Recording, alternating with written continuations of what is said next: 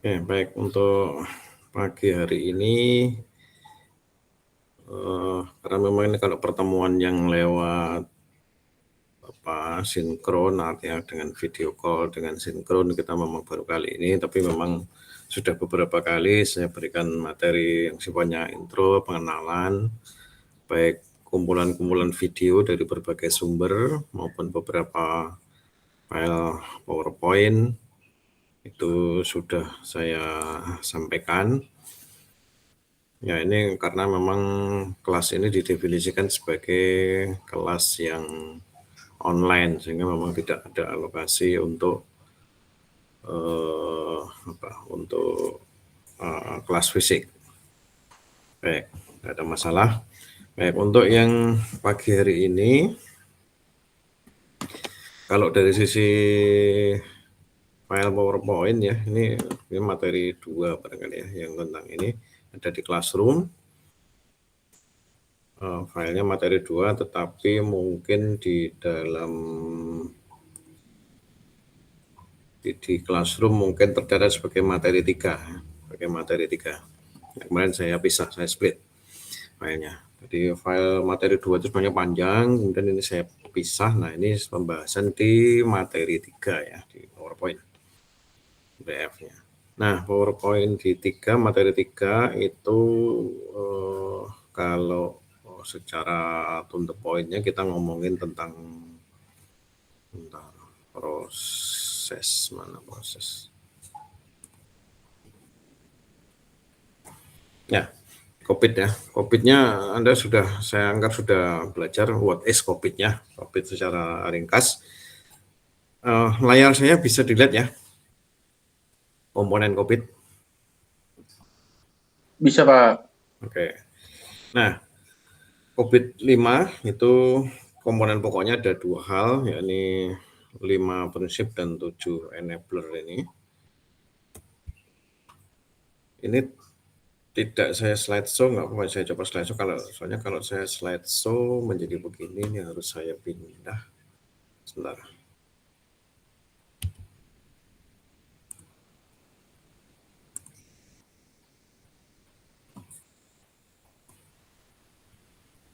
Oke, ya. 5 prinsip dan 7 enabler. Nah, apa itu 5 prinsip? Ini prinsipnya begini. 5 itu ada 5, 1, meeting stakeholder need, kemudian covering enterprise end-to-end, single integrated framework, enabling approach, dan separating governance from management. Ini kalau mau dilihat secara umum. Nah, kita coba bahas lebih detail, tapi tidak semuanya detail. Yang jelas pembahasan detail itu nanti di sini meeting stakeholder dia akan panjang lebar, dan yang lainnya nanti mungkin singkat-singkat. Oke, apa sih meeting stakeholder itu maksudnya apa? Jadi prinsipnya kalau kita punya perusahaan, kita punya lembaga, itu sebenarnya kan lembaga itu dibangun untuk menghasilkan keuntungan. Prinsipnya kan gitu ya. Apapun lembaganya, keuntungannya itu bermacam-macam. Keuntungan itu tidak mesti harus berwujud uang, tapi banyak hal. Nah, stakeholder need itu adalah maunya apa sih? Jadi stakeholder need itu adalah kebutuhan atau keinginan dari ya sebutlah stakeholder itu pemiliknya. Nah, stakeholder need itu nanti kita ambil identik dengan goals ya. Jadi kalau kita ngomong goals nantinya itu sebenarnya kita ngomong stakeholder need. Nah, bisa diidentikan lah gitu. Kalau kita turunkan stakeholder need itu apa ya? Di sini belum kalau diturunkan dari 3 hal ini. Benefit, realisasi keuntungan, kemudian optimasi risiko, dan optimasi pada sumber daya. Atau kalau secara umum ini, objektifnya atau stakeholder-nya atau goals-nya adalah value creation. Value creation itu apa ya? Membangkitkan keuntungan, membuat keuntungan. Kira-kira maunya sebenarnya seperti itu. Nah, nanti audit menggunakan COVID ini prinsipnya adalah kita mau memastikan bahwa goals atau stakeholder need atau kemauan dari pemilik itu tercapai. Nah, nanti kita dalam rangka mencari hal-hal yang pada saat dilakukan audit itu sedang bermasalah sehingga menjadi tidak tercapai itu apa saja. Nah, itu yang akan kita cari di dalam audit, ya begitu. Jadi kita mencari sesuatu, ada kesalahan di mana, ada kekurangan di mana, sehingga pencapaian goals-nya tidak maksimal. Kira-kira gitu deh audit itu. Sehingga kita prinsipnya memang mencari-cari kesalahannya apa, di mana, detailnya seperti apa, kemudian nanti solusinya seperti apa. Prinsip goalnya begitu, oke. Nah, di dalam COVID yang namanya stakeholder need atau goals itu dibagi nanti menjadi 3 ya. Enterprise goals, IT related goals, dan enabler goals. Ada 3 kelompok ini. Nah, 3 kelompok ini sebenarnya kalau disatukan tadi, ini nih slide ini sebenarnya sama dengan isinya sama dengan yang ini tadi. Tentang goals-nya. Nah, ini nanti kita detailkan yang ini. Nah, yang 3 ini manfaat, keuntungan, benefit, risiko, sumber daya ini sama dengan yang ini. Yang tadi kita ngomong benefit, kita ngomong risiko, kita ngomong resources atau sumber daya.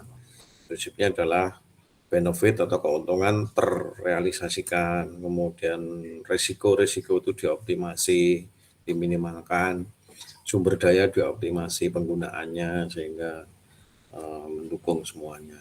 Oke.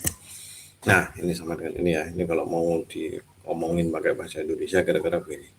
Yang ini yang goals 3 macam goals ini yang nanti akan kita detailkan dan kita sinkronkan. Oke. Nah,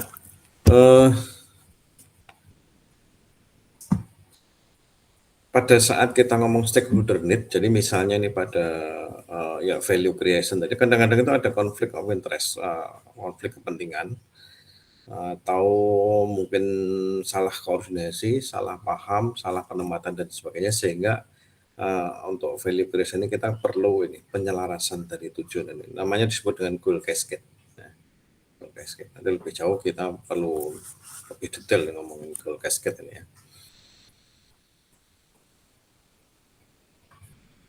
Nah, kemudian ini, kenapa sih dengan COVID-5 ini? Karena prinsipnya adalah COVID-5 itu dia berupa sebuah framework untuk memandu perusahaan atau lembaga dalam mencapai goals. Kemudian manajemen melalui tata kelola dan manajemen TIK yang baik. Nah, ini memandu perusahaan mencapai goals dengan sinkronisasi ini tata kelola dan manajemen TIK yang baik. Nah, ini prinsipnya di situ. Jadi kita ngelola TIK, tapi TIK itu sebagai apa ya? Sebagai bagian strategis dari perusahaan. Kita posisikan begitu. Nah, Anda di prodi sistem informasi ini perlu bisa sebutlah Anda nanti menjadi konsultan IT, maka Anda perlu ini sebagai seorang konsultan perlu memandu klien Anda atau perusahaan Anda agar dapat mencapai target-target tertentu, mencapai goals ini, ya. Kemudian, nah dengan cara apa? Caranya adalah ini mengatur tata kelola dan manajemen TIK. Manajemen TIK itu kita bermacam-macam. TIK itu tidak hanya laptop, tidak hanya smartphone, tidak hanya server, tapi menyeluruh berupa hardware, software, personalnya, manusia-manusianya, juga aturan-aturan mainnya. Ini perlu dikelola dengan baik. Kalau TIK atau manajemen TIK ini dikelola dengan baik, maka dia akan mendukung tata kelola. Kalau tata kelola terdukung, maka goals ini relatif bisa dicapai. Oke, next. Nah, ini tadi kita lihat yang merah bahwa di dalam COVID-5 yang namanya goals itu nanti dipisah atau dikelompokkan menjadi 3 macam, enterprise goals, IT related goals, dan enabler goals. Itu masing-masing apa nanti ya Anda perlu belajar lebih detail gitu ya. Nah, ini tadi ini kalau secara visual gambar yang tadi. Kita kan tadi kan ngomong ini stakeholder need ya, ini stakeholder driver, turun ke stakeholder need tadi ada 3 tadi. Nah, dari 3 ini kita turunkan lagi menjadi enterprise goal. Ini ada cascade atau IT related goal, kemudian ada enable goal. Tuh, nanti turunnya begini, ini sejarahnya atau secara filosofis nanti seperti ini. Oke, nah ini tadi ya, 3 goals. Enterprise goals, IT related goals, enable goals. Kalau mau dilihat lebih detail, eh, goals itu kan keinginan ini, maunya apa. Detailnya ini nih, ada 17 macam.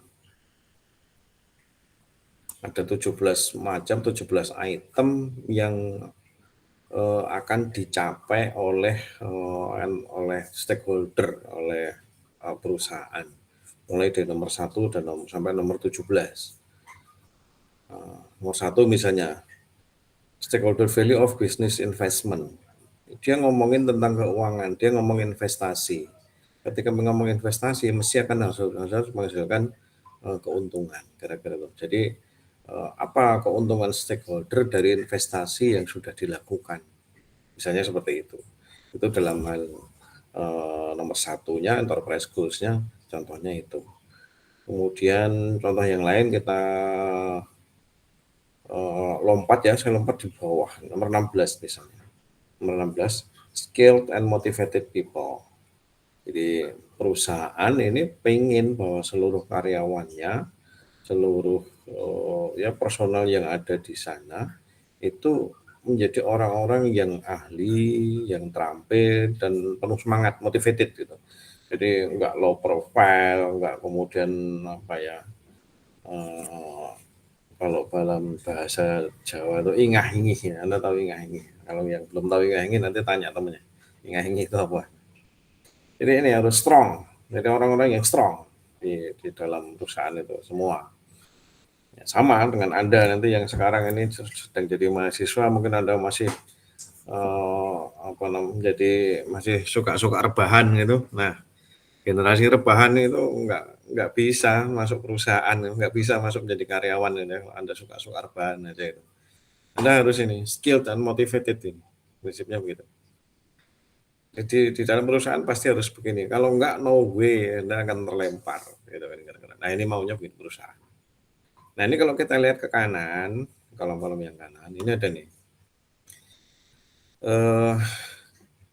Hubungannya ini yang benefit relation, resource optimization, ini hubungannya, ini P itu primary, primer, S ini sekunder, primer, sekunder. Jadi kalau kita ngomongin keuntungan investasi, maka yang namanya benefit relation itu primer, jelas ini titik pokoknya adalah pada realisasi keuntungan. Sedangkan yang kedua adalah kalau bisa melakukan optimasi pada resources itu sekunder. Misalnya itu. Sedangkan yang nomor 16 tadi kita lihat, nah, nomor 16 tadi kita lihat ternyata yang primer apa? Yang primer adalah risk optimization. Risiko. Kalau kita ngomongin manusia itu maka kita ngomongin risiko. Jadi jangan sampai orang yang bekerja itu kemudian mudah celaka, mudah mendapatkan musibah dan sebagainya. Jadi risk dalam artian personal maupun dalam artian resources. Jadi semuanya adalah dioptimasi. Nah dalam hal ini memang untuk keuntungan, realisasi keuntungan ini menjadi sekunder dari S. Nah ini enterprise goal begitu kira-kira ada 17. Nah terus kolom yang ini apa nih? Ini BSC. Nanti ya, nanti kita lihat. Nanti ada BSC. Ini yang enterprise goals. Kemudian next.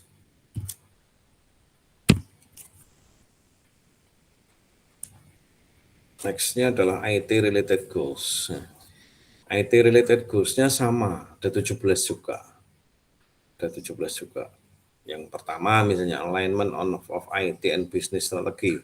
Jadi ini perlu ada keselarasan antara infrastruktur teknologi informasi yang ada dengan bisnis strategi. Kita ngomong bisnis strategi berarti strateginya perusahaan. Bisnis itu perusahaan ya. Kata-kata bisnis di sini maksudnya adalah organisasi atau perusahaan. Perusahaan itu bisa tidak harus perusahaan PT, CV dan sebagainya, tetapi universitas itu juga sebuah entitas bisnis. Atau Anda punya yang kecil, Anda misalnya punya toko kelontong gitu di rumah misalnya, orang tua Anda punya jualan apa misalnya, itu juga sebuah entitas bisnis. Di prinsipnya gini, entitas bisnis itu bisa mulai yang kecil sampai yang besar. Yang kecil itu mungkin Anda Ada yang jualan-jualan online, misalnya jualan baju online, itu entitas bisnis gitu ya. Meskipun Anda jualnya eceran, Anda sekedar beli dari toko mana, kemudian Anda jual sebagai Anda dropshipper, itu maka itu adalah sebuah entitas bisnis. Sampai yang mungkin perusahaan-perusahaan skala besar itu semuanya IT bisnis. Nah, ini ada banyak, ada 17, nanti bisa dipelajari semua. Nggak mungkin kita bahas satu-satu. Anda perlu pelajari lebih detail ketika Anda belajar nanti. Ini bagus untuk materi-materi di skripsi itu kan akhir nanti. Oke, itu related goals. Kemudian nanti yang enabler ini nanti ya kita tunda. Tapi saya akan coba lihat. Tadi yang kolom ini tadi, sebentar. Nah,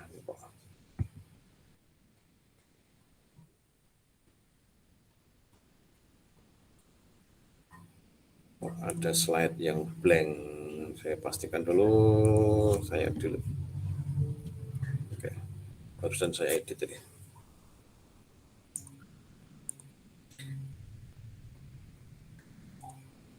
Nah, ini di slide IT related goals dan di slide enterprise goals ini ada BSC dimension. Ini ada 4, 1, 2, 3, 4. Nah, BSC itu apa? Kita tengok sebentar ya. BSC itu kepanjangannya ini balance scorecard. Ini kalau dari sisi definisi ini adalah metode pengukuran hasil kerja yang digunakan perusahaan atau biasanya strategi manajemen. Jadi memang ini bukan istilah IT tetapi istilah manajemen. Tapi ini banyak kan kita gunakan. Dalam kehidupan sehari-hari nanti kalau Anda sudah bekerja, Anda akan ketemu dengan istilah-istilah BSC, balance scorecard. B-nya dari sini, S dari sini, card-nya di sini, BSC. Ini metode yang dikembangkan oleh Robert Kaplan dari Harvard ya. Harvard Business School dan David Norton tahun 1990. Kalau mau lebih detail lihat ada di sini nih. Salah satunya. Jurnal id.id blog balance scorecard. Ini salah satunya. Oke. Ini masih kemudian next masih seputaran BSC. Nah, kita coba kaitkan nanti BSC dengan cockpitnya. Di sini BSC bisa dibilang sebagai mekanisme yang mampu menerjemahkan visi dan strategi organisasi ke dalam tindakan nyata di lapangan. Dalam COVID, BSC untuk goals cascading. BSC terdiri dari 4 perspektif. Ini nih. 1 keuangan, 2 pelanggan, 3 proses bisnis internal, 4 pembelajaran dan pertumbuhan. 1, 2, 3, 4. Keuangan, pelanggan, proses bisnis internal, pembelajaran. Kalau kita tarik ke slide yang tadi, ini nih. Finansial keuangan, pelanggan, customer, internal ya, internal. Jadi internal itu kalau di sini tadi ini proses bisnis internal, kemudian ini learning and growth, ini pertumbuhan dan perkembangan. Jadi 17 yang ini tadi ini bisa ditinjau dikelompokkan ke dalam 4 kelompok besar. Finansial, customer, internal, learning growth. Sehingga kalau kita lihat di sini yang IT related goal nomor 1 sampai nomor 6 ini karena dia masuk finansial, ini pasti tinjauannya ya UUD, ujung-ujungnya duit kira-kira gitu. Sini. Sedangkan yang ini 7 dan 8 ini kaitannya dengan layanan kepada customer, kepada pelanggan. Sedangkan yang ini 9 sampai 15 ini kaitannya dengan aspek internal perusahaan. Kemudian yang 2 yang terakhir 16 sampai 17 ini kaitannya dengan learning and growth, dengan pertumbuhan dan perkembangan. Ini yang IT related goals. Sedangkan yang ini sama tadi enterprise goal kira-kira kurang lebih. 1 sampai 5 ini ngomongin keuangan. 6 sampai 10 ini ngomongin customer. 11 sampai 15 ngomongin urusan internal. Sedangkan 16 sampai 17 ini ngomongin learning and growth. Nah, itu ya. Nah, ini tadi kita ngomongin BSC. Ini ada slide yang ini saya ambil dari sini. Jurnal SCM Blogspot.id ya, ngomong-ngomongin tentang BSC banyak hal sih ya. Oke. Nah, sampai sini dulu. Ya, sampai sini dulu bahwa kita dalam hal ini kita membahas tentang enterprise goal dan IT related goals, dan dikelompokkan di dalam BSC, balance scorecard. Sampai sini dulu, mungkin ada diskusi, ada pertanyaan, silahkan. Saya stop dulu sharingnya.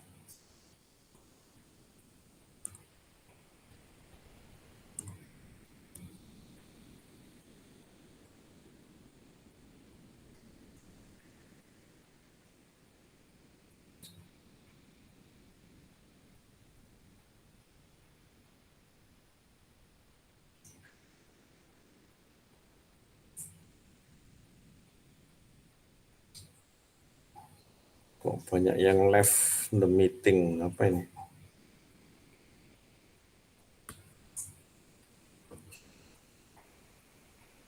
Ya, ada pertanyaan? Tidak ada? Belum, Pak. Belum ya, oke ya, saya lanjut ya, gitu ya.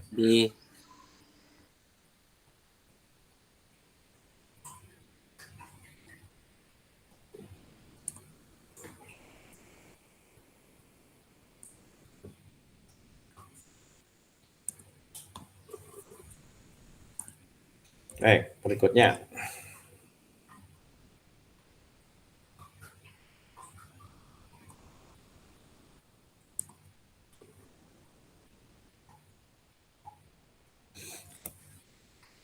Sekarang tentang sesuatu yang disebut dengan goal cascading. Goal cascading. Ada baiknya Anda nanti belajar, memang sumbernya dari sana. Anda buka file ini ya, file yang judulnya adalah COVID Framework, COVID-5 Framework. Filenya ini, COVID-5 Framework. Ini kalau di Classroom sudah saya upload, ada di sana.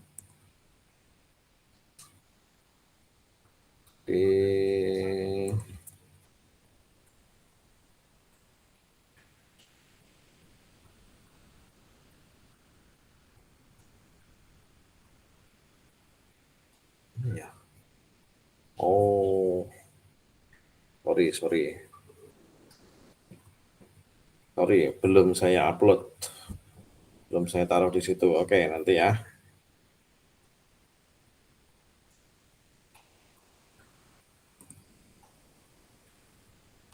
Belum saya upload. Nanti saya upload. Tahap. Jadi ini ada file.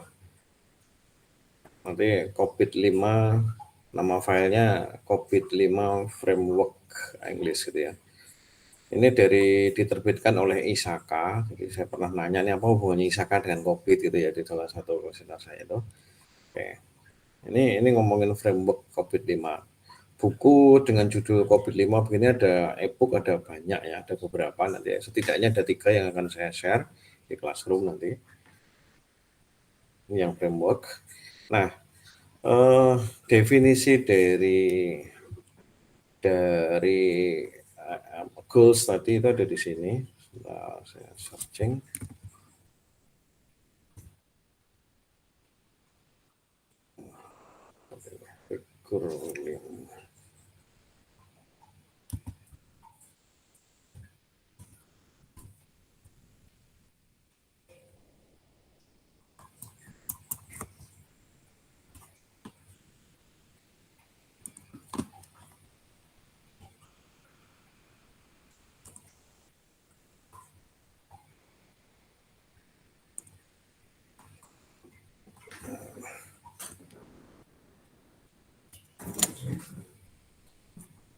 Ya, tadi kalau ngomongin prinsip ya, prinsip COVID-5, kalau mau lihat buku aslinya ada di sini.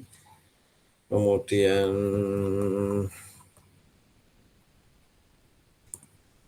tadi juga gambar-gambarnya saya ambil dari sini, figur 4. Nah, kita ngomongin tentang enterprise goals, tadi sumbernya ada di sini ya, sumber aslinya, bukunya ada di sini. Sama dengan yang IT related goals juga ada di sini. Nah, ini. Nah,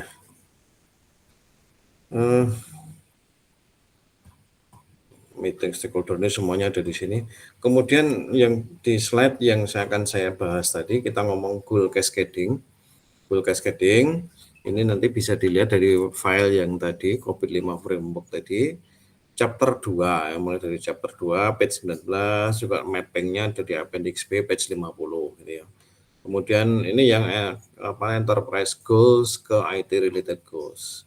Nanti bentuknya seperti ini. Nah, kita buka lebih detail ya. Kita buka lebih detail pada mulai yang page 19 itu tadi di sini tadi. Nah, ini tadi. Yang saya maksud page 19 yang ini tadi. Nah, ini kan ngomongin enterprise goal dan ngomongin IT related goals. Nah, balik lagi di sini chapter mappingnya ada di appendix B, lampiran B, page 50. 50, kita coba pergi ke halaman 50.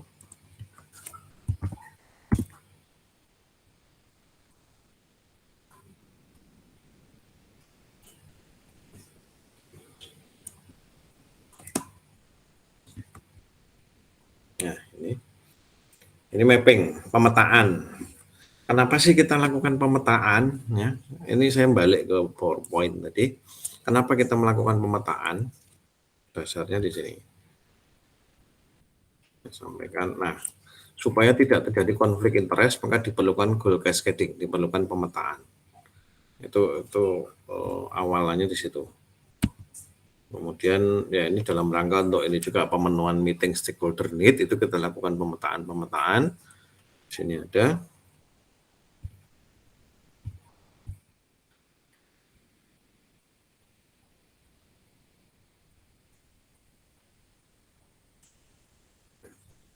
Kita lihat di sini. Enterprise goal tadi ada 17 ya. Enterprise goal ada 17. Ini yang kolomnya sampai nomor 1 sampai 17 yang arah ke kanan. Yang nomor 1 tadi stakeholder, kalau mau baca boleh kepalanya dimiringkan. Stakeholder value of business investment ya. Ini sama dengan yang tadi, yang ini. Stakeholder value business investment nomor 1. Yang ini kalau ini kita letakkan di sini nomor 1 sampai 17. Kemudian IT related goals-nya di sini. IT related goals-nya sama, ini kalau di sini tadi pada slide berikutnya. Slide berikutnya, ini IT related goals sama ya. Ini yang enterprise, ini yang IT related goals, ini 1 sampai 17 juga. Jadi ini kita petakan enterprise goal dengan IT related goals, ini kita petakan, kita buat menjadi matrik di sini. Nah, ini dipetakan di sini. Ini yang enterprise, yang ini related goals. Kita cari titik-titiknya di sini. Kita coba, kita lihat yang di sini tadi bahwa untuk stakeholder nomor 1 ini dipetakan dengan nomor 1 juga.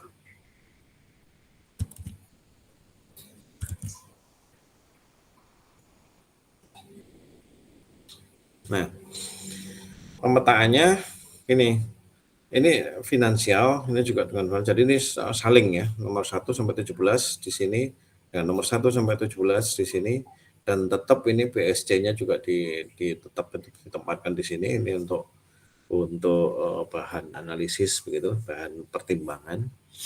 Nah, ini kita petakan bahwa, nah cara membacanya bagaimana? Boleh dari enterprise ke IT related goal, boleh dari IT related goal ke enterprise. Ya. Kalau saya akan baca dari arah kiri ke kanan. Ya. Misalnya nomor 1, IT related goals nomor 1, alignment of IT business strategy. Jadi ini penyelarasan perlengkapan IT dan target-target bisnis. Itu terkaitnya dengan siapa saja? Oh, ini terkaitnya dengan ini, yang ada tanda-tandanya P dan S ya. Dengan tanda-tandanya P dan S. Oh, terkait dengan nomor 1, nomor 2, 3, dan seterusnya. Dan di sini sudah ditandai mana yang primer, mana yang sekunder. Ini primer, ini sekunder, dan sebagainya. Ini kalau kita baca dari kiri ke kanan. Kalau kita baca dari atas ke bawah, boleh aja nih yang kaitannya dengan stakeholder value of business investment. Nah, ini kita bacanya ke bawah. Yang terkait mana saja nih? Oh, ada alignment, ada nomor 3 ini komitmen, ada nomor 5 realisasi benefit. ada ngomong transparansi, ada ngomong nomor 7, ini kan delivery apa ini, business requirement, dan seterusnya ke bawah. Mana yang primer, mana yang sekunder. Jadi boleh saja, mau dibaca yang ini, mau atau dibaca yang ini. Nah, prinsipnya pemetaannya seperti itu. Ini dari 17 item di goals terkait IT, dan di sini goals yang punyanya enterprise itu dipetakan, dan masing-masing item itu ditandai primer dan sekunder. Dan ini primer dan sekundernya kita ngikut saja, itu sudah COVID yang menentukan. Prinsipnya begitu. Nah, itu pemetaannya.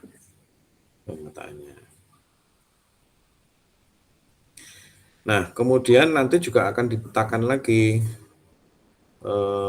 pemetaan di sini antara IT related goals dengan yang enabler tadi ya. Enabler itu akhirnya menjadi IT related proses. Nah, ini kenapa menjadi begini, nanti kita bahas. Loh. Pemetaannya bagaimana? Kita baca di sini. Nah, pada materi yang saya share, yang mungkin Anda sudah melihat sekilas, bahwa COVID-5 itu terdiri dari domain-domain. Ada domain EDM, ada APO, ini di sini. Ada domain lagi namanya BAI, Build, Secure and Implement, kemudian ada domain DSS, ada domain MEA. Masing-masing dibagi menjadi proses, jadi proses-proses. Jadi misalnya EDM, Evaluate Direct Monitor, itu ada 5 macam proses, EDM 01, EDM 02, 05, dan seterusnya. Masing-masing ada deskripsinya. Nah, nanti kemudian kita lihat yang di atasnya adalah IT related goals. Nah, IT related goals yang terkait dengan IT related goals nomor 1 adalah ini, prosesnya ini nih. Kita baca ke bawah. Banyak gitu kan. Banyak, ada yang P, ada yang S, dan seterusnya. Ada yang P, ada yang S. Sama, namun nomor 2 dilihat ke bawah. Nah, sehingga nantinya kalau Anda mau melakukan audit, itu memang yang pertama dilihat adalah ini dulu. Sebenarnya yang kita mau audit itu kaitannya dengan apa? Kalau kaitannya dengan finansial, ya udah kita ngutik-ngutiknya di sini aja. 1 sampai 6, itu pun nggak semua gitu kan. Nggak semua. Kemudian 1 sampai, kalau dilihat dari IT proses, yang Anda mau audit itu terkait dengan urusan apa? Dengan proses yang mana? Nah, nanti bisa dilihat di sini. Misalnya ngomongin tentang finansial, ngomongin tentang misalnya manage IT related business risk, misalnya nomor 4, maka kita cari di bawah sini.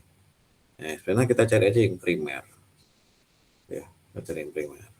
Ada banyak yang primer, nah kemudian di antara yang primer-primer, nanti ditinjau lagi domainnya apa gitu. Nah, domainnya apa? Nah, ini domainnya kita lihat. Nah, nanti domain mana yang kira-kira cocok atau pendekatan mana yang kita butuhkan. Nah, itu yang kemudian kita detailkan, kita oprek. Itu kira-kira untuk goal cascade ya, penyelarasan.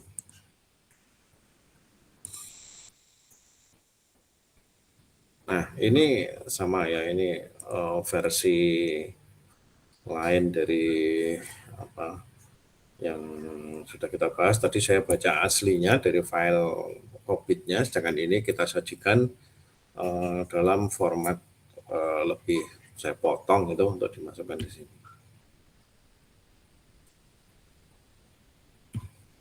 Itu ini contohnya nih, mappingnya. Jadi misalnya ini mau didetailkan mapping of enterprise goal into IT goals. Enterprise-nya di sini, ketemu IT related goals-nya di sini. Ini kan dipotong ya, diambil sebagian. Primernya apa dan seterusnya. Kemudian dari IT goals menuju ke proses. IT goals misalnya IT related goals-nya diambil yang mana gitu. Ini kemudian dipetakan lagi ke EDM. EDM-nya diambil yang ini. Ketemu yang primer-primer yang mana saja. Nah, di antara yang primer-primer masih nanti bisa difokuskan lagi di bagian mana yang perlu diperiksa, bagian mana yang ada masalah gitu, yang perlu diaudit lebih detail. Gitu. Nah, itu dulu, itu jadi kalau kita ngomongin tentang apa, kita bicara di prinsip COVID tadi, itu baru ngomongin yang nomor satu ini. Nomor satu, meeting stakeholder need. Yang memang itu untuk menentukan sesuatu yang penting untuk diperiksa lebih detail, itu melalui goal cascading. Itu satu hal. Oke, ada pertanyaan barangkali.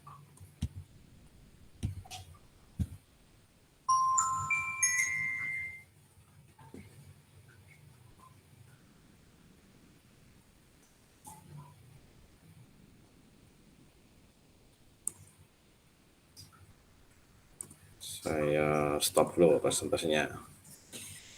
Bernafas dulu, silahkan.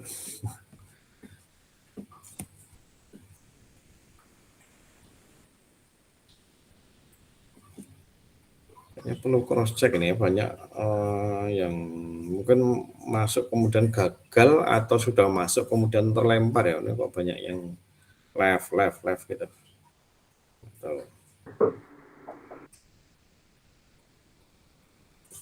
Sedangkan nanti sambil boleh ditulis ya somethingnya terkait dengan apa Google Meet ini boleh dilaporkan lewat lewat grup ya, lewat grup WA kita.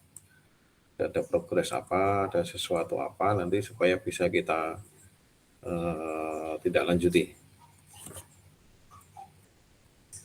Ini yang berhasil masuk hanya sekitar separuh atau karena situasi bandwidth atau apa. Gitu.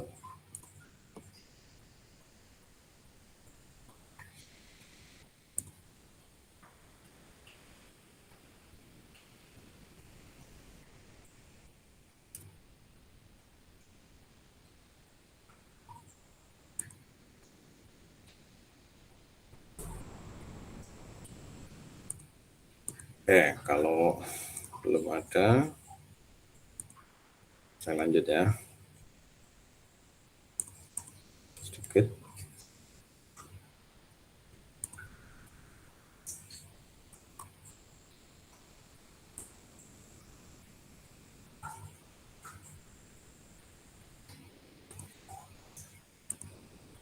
Saya share lagi screen saya.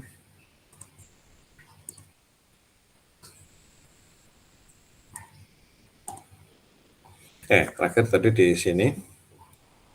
Nah, tentang masih stakeholder need, ujung-ujungnya adalah mapping tadi ya. Di map stakeholder need itu ujung-ujungnya mapping dari IT goals ke proses.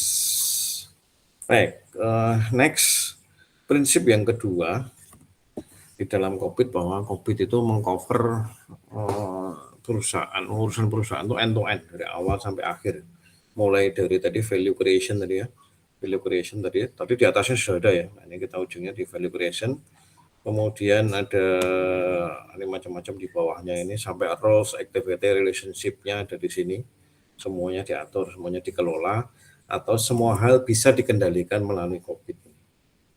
Ini yang nomor dua, covering di enterprise end to end. Nah, ini singkat saja ngomongin ini karena prinsipnya ya kan kayak secara keseluruhan ngomongin bahwa COVID itu bisa mengelola banyak hal ya, COVID-5. Bisa mengelola banyak hal mulai dari awal sampai akhir dari sebuah perusahaan.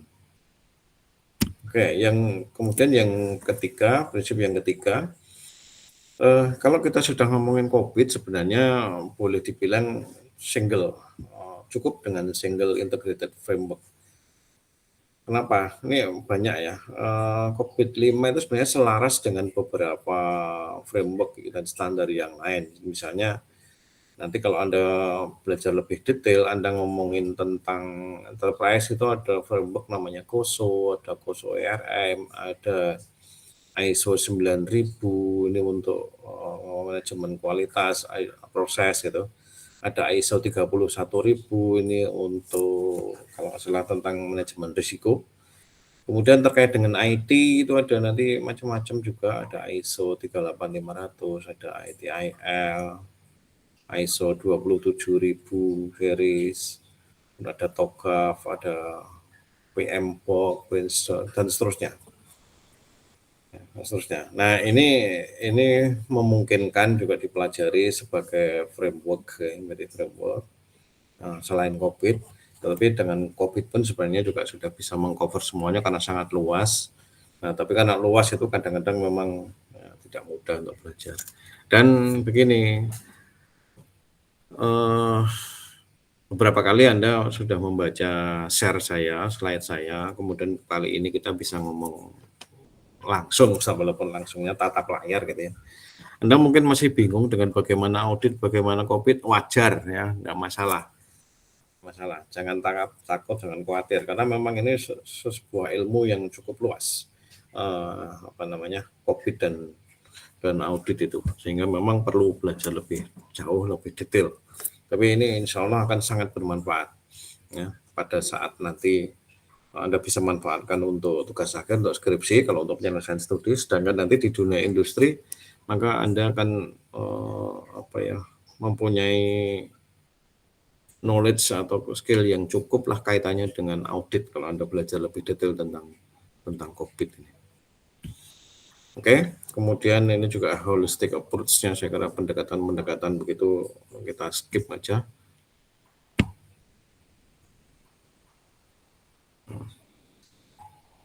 Nah, kemudian kalau ngomongin enabler ada 7 itu ya, ini saya kira di sini.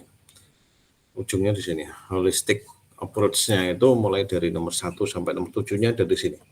Nanti bolehlah dipelajari lebih detail ya, nomor 1 sampai nomor 7-nya begitu. Prinsipal, policy, framework, mulai proses, struktur organisasi, ada ngomongin kultur, ngomongin etika, ngomongin perilaku, gitu ya. Itu ada di dalam COVID. Ngomongin information ada di dalam COVID, terus ngomongin layanan, infrastruktur, aplikasi, ini juga ada di dalamnya. Ngomongin manusia nih ya, manusia, people-nya, skill-nya, kompetensinya, itu ada di dalam COVID. Jadi banyak hal. Mulai dari yang ini, prinsip, policies, framework, ini jelasin secara global, kemudian prosesnya, dan seterusnya sampai 7. Ini semuanya ada pendekatan-pendekatan ini ada di dalam COVID-5. Ya. COVID-5. Jadi ya lumayan luas memang cakupannya. Makanya benar kalau tadi cover end to end ya, end to end dari sebuah perusahaan. Oke, next. Nah, satu hal yang menarik, ini juga ada di dalam pertanyaan kemarin, salah satunya yang saya sampaikan, separating governance from management. Apa sih maksudnya ini? Gitu ya. Jadi COVID itu mencoba untuk memudahkan manajemen dengan memisahkan antara governance dan manajemen. Ini governance itu ada di dalam, nanti kalau ngurusin domain ada di EDM gitu. Sedangkan manajemen itu ngomongin ini plan, build, run, monitor, itu artinya ada di domain yang lain. Nah, itu di sini pemisahannya. Jadi governance itu bisa dibilang ini adalah mungkin kalau negara gitu, governance itu lebih ke DPR gitu, dewan pengarah gitu. Jadi dia mengevaluasi, memberikan arahan, kemudian melakukan monitoring gitu. Sedangkan di manajemen ini lebih ke lembaga eksekutif, pemerintahan, presiden, menteri, lembaga negara, kira-kira begitu ya. Gitu. Ini dewan pengarahnya di sini. Jadi ini masing-masing mempunyai domain sendiri. Kita lihat ini dulu, domainnya adalah EDM, Evaluate, Direct, Monitor. Sedangkan di manajemen itu ada Plan, Build, Run, Monitor. Plan itu domainnya APO, Build itu domainnya BAI, Running itu DSS, Monitor itu MEA. Itu jadi ada ya bisa dibilang split gitu ya antara governance dan manajemen. Tapi split yang kemudian saling memberikan masukan dari arahan ini diberikan kepada pihak manajemen untuk melakukan perencanaan. Kemudian hasil monitoring di sini oleh pihak manajemen. Hasil monitoringnya akan menjadi masukan pada tahap monitor oleh governance. Gitu. Dan seterusnya jadi ini sebuah siklus, sebuah circle.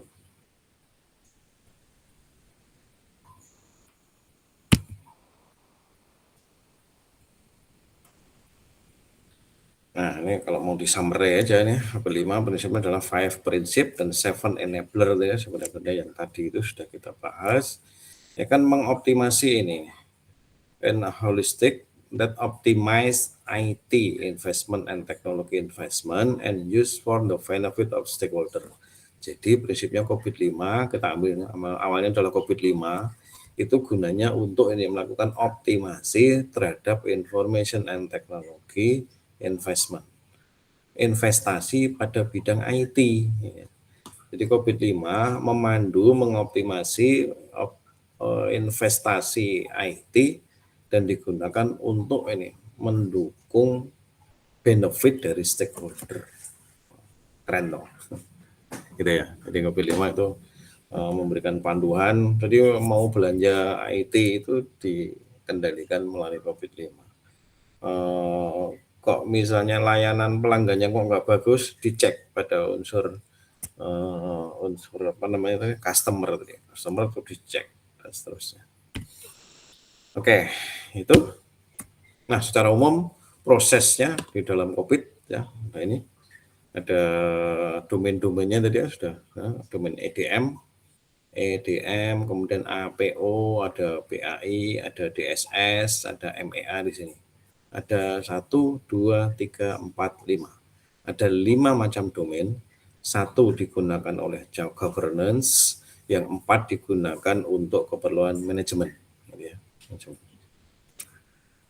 Ini masing-masing detail prosesnya dari sini. APO punya APO 001 sampai APO 13. BAI punya BAI 01 sampai BAI 010.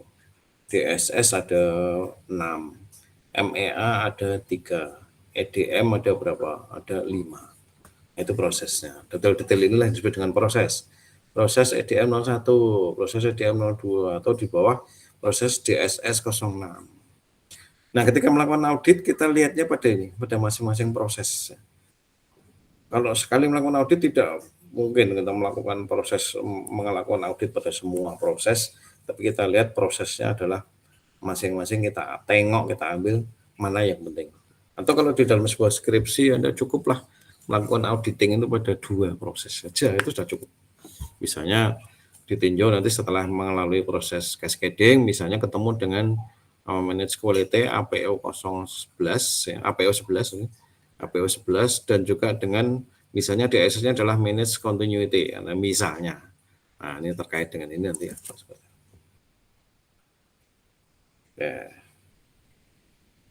Nah, detailnya ada di sini, ada di buku tadi juga. Nanti maaf saya terlambat share ya, belum saya share. Ini domain, ada EDM, domainnya ini, DM-nya ini sama dengan ini. Oke, nah proses detailnya kita bahas next week. Kita akan mencoba mempelajari ini kan secara kerangka besarnya COVID ini isinya proses itu terdiri dari ini. Kemudian nanti saya pengen bahas yang ini. Proses misalnya kita ambil APO 009 itu kayak apa sih? Kemudian dalemannya seperti apa nanti akan kita bahas lebih detail. Oke, begitu. Ada pertanyaan?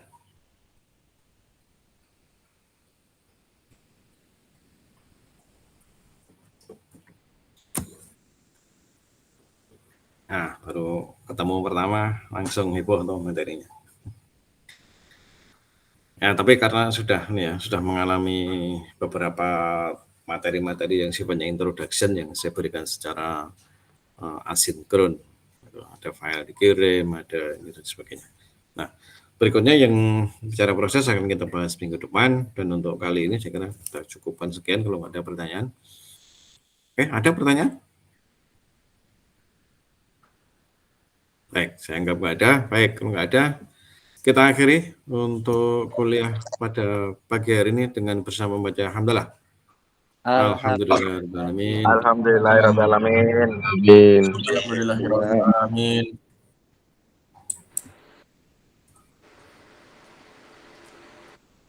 Terima kasih, Pak. Oke, sama. Terima kasih, Pak. Yuk. Terima kasih, Pak.